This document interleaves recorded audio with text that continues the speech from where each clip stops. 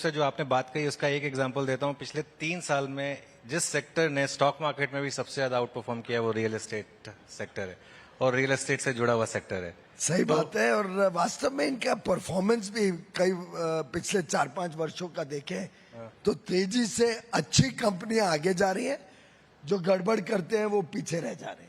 मुझे उम्मीद है कि इसी प्रकार से एक ऑर्गेनाइज वे में सेक्टर भी ग्रो करे, आप लोग नए एंटरप्रेन्योर्स को भी मौका दें, उनको भी प्रोत्साहित करें। बिल्कुल। आई डोंट नो आपके अवार्ड्स में स्टार्टअप्स के लिए, नई टेक्नोलॉजीज के लिए, नए एंटरप्रेन्योर्स के लिए कोई अगर विशेष कैटेगरी नहीं हो तो जरूर दीजिएगा। हम इंट्रोड्यूस करेंगे नई कैटेगरी। अच्छा रहेगा, क्योंकि मेरा इनफैक्ट कई बार अवार्ड्स में दो विशेष ऑब्जर्वेशंस रहती हैं। कुछ मात्रा में आज का मैं अपने लोगों को देख रहा था तो मुझे पहली ऑब्जर्वेशन तो आज दिक्कत नहीं दिख रही है। कई बार अवार्ड फंक्शन में बड़े जूनियर लोग आ जाते हैं और उससे अवार्ड की वैल्यू खत्म हो जाती है। तो जूनियर लोग से मुझे आपत्ति नहीं है, पर अवार्ड एक प्रकार से आपकी कंपनी के लिए एक इज्जत है। और जब कोई सीनियर व्यक्ति आता है, अगर रुनवाल आया हुआ है या ओरी जी आए हुए हैं, तो सीनियर आप आए हुए हैं, तो सीनियर लोग एक प्रकार से अपने पूरे कंपनी को फिर जाके प्रोत्साहित करते हैं। बिल्कुल। देखो, आप सबके काम की वजह से आज हमारी कंपनी की इज्जत हुई।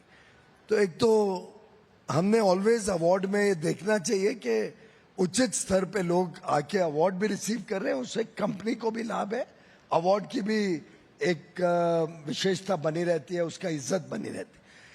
दूसरा एक मेरा ऑब्जर्वेशन कई अवार्ड्स में रहता है, जस्ट फूड फॉर थॉट, कि कुछ कंपनियां इंट्रिंसिकली बहुत बड़ी होती हैं, बहुत सक्सेसफुल होती हैं, और हर वर्ष वही कंपनी को अवार्ड मिलते रहता है, वही व्यक्ति को अवार्ड मिलते रहता है।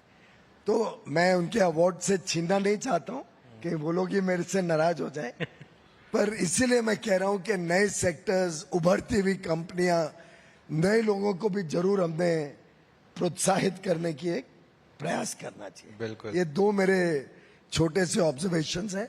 आपका प्रश्न था फिनटेक के प्रोग्राम पे। प्रधानमंत्री नरेंद्र मोदी जी ने जो 10 वर्ष में टेक्नोलॉजी और फाइनेंशियल इंक्लूजन पे काम किया है, वो ना तो सिर्फ अद्भुत है, पर एक पूरे दुनिया के सामने मिसाल है। आप याद करिए 2014, 28 अगस्त 2014, 2 दिन पहले 10 वर्ष पूरे हुए, एक दशक हुआ है, जनधन योजना का लॉन्च हुआ था। बड़े लोगों ने मजाक उड़ाया, युवराज ने भी बड़ा मजाक उड़ाया था और उनके सहयोगियों ने, कि क्या बात कर रहे हैं, जीरो बैलेंस अकाउंट क्या होता है, बड़ी बड़ी बात कर रहे हैं कि हर घर में एक अकाउंट होगा और बैंकिंग इंक्लूजन से लोगों का भविष्य बदलेंगे। और एक प्रकार से एक डिसबिलीफ था, मोदी जी ये प्रोग्राम कर पाएंगे कि नहीं, उस पर भी थोड़ा मजाक उड़ाने की कोशिश की गई और बैंकों के ऊपर भी एक संदेह उठाया गया कि इसको करेंगे कि नहीं। मैं आज जब देखता हूं, पहले ही 4 महीने में 125 दिन में, जनवरी पहले हफ्ते तक देश में 13 करोड़ अकाउंट खुले थे, 13 करोड़, और हर घर में, हर परिवार में कम से कम एक अकाउंट खोलने की जिम्मेदारी हमारे बैंकर्स ने ली थी। पीएसयू बैंक्स हो, कई निजी प्राइवेट बैंक्स भी जुड़े थे। लगभग हर घर में एक बैंक अकाउंट, और कई जगह शायद 60-70% महिलाओं के बैंक अकाउंट। और वो 13 करोड़ बैंक अकाउंट से शुरू हुई हुई गाथा आज 10 साल बाद 53 करोड़ जनधन अकाउंट इस देश में खुले। लगभग 35 लाख करोड़ से अधिक डायरेक्ट बेनिफिट ट्रांसफर से लोगों के खाते में पैसा पहुंचा, जिससे आज बिना चोरी, बिना बिचौलिए, बिना भ्रष्टाचार सरकारी खजाने में जो आप सब टैक्स पे करते हैं उसका सदुपयोग हो रहा है। टैक्स पे करने से ज्यादा नाराजगी तब होती है जब एक प्रधानमंत्री बोलता है मैं 100 रुपए खर्चता हूं, 15 रुपए गरीबों तक पहुंचते हैं, 85 रुपए तो दोस्त यार बिचौलिए खा जाते हैं। उससे ज्यादा नाराजगी होती है या टैक्स देने से नाराजगी होती है?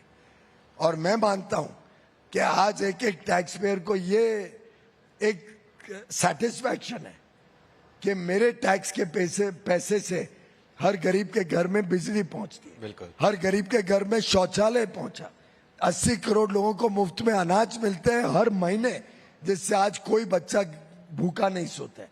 एक हर टैक्स पेयर को सेटिस्फैक्शन है कि 4 करोड़ गरीब परिवारों को मुफ्त में मेरे कारण, आपके कारण मुफ्त में घर मिला, और आगे चल के ऑलरेडी कैबिनेट ने 3 करोड़ और घर के लिए मंजूरी दे दी है। बिल्कुल सर। तो ये जो इस देश में कल्पना के बाहर काम हुआ, और उसी में आपके क्षेत्र में भी लैंड रिकॉर्ड्स डिजिटलाइज होना, स्टैंप ऑफिस डिजिटलाइज होना हो, हमारी कोशिश रही है भ्रष्टाचार कम करना। आप चाहें तो काबरा जी का भी जवाब दे सकता हूं जो प्रश्न उन्होंने उठाया था, लेकिन एक प्रकार से आप सबका धन्यवाद करता हूं कि फिनटेक रेवोल्यूशन को सक्सेसफुल करने में आप सबका भी बड़ा योगदान है।